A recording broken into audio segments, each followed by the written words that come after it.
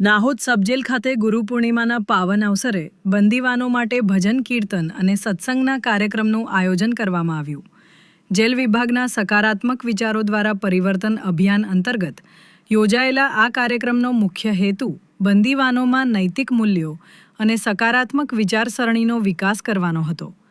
જેલોના police મહાનિદેશક doctor KLN Rao, નાયબ jail મહાનિરીક્ષક RP Barot તેમજ વડોદરા ઝોનના નાયબ જેલ મહાનિરીક્ષક સરોજકુમારીના માર્ગદર્શન હેઠળ દાહોદ સબજેલમાં ગુરુ પૂર્ણિમા નિમિત્તે ધાર્મિક અને આધ્યાત્મિક કાર્યક્રમ યોજાયો.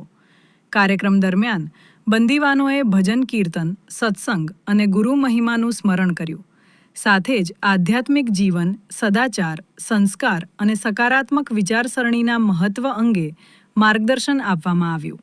દાહોદ સબજેલના અધિક્ષક ML ગમારાએ જણાવ્યું હતું કે મારું નામ ML ગમાર, અધિક્ષક દાહોદ સબજેલ.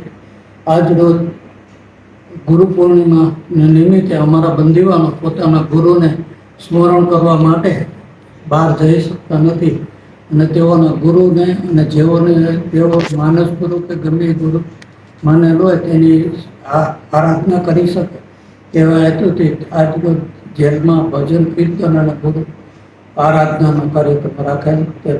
તેમાં બંદીવાનો દ્વારા પોતાના ગુરુને દિલથી યાદ કરી અને તેઓનું ગુરુ વંદના કરેલ છે.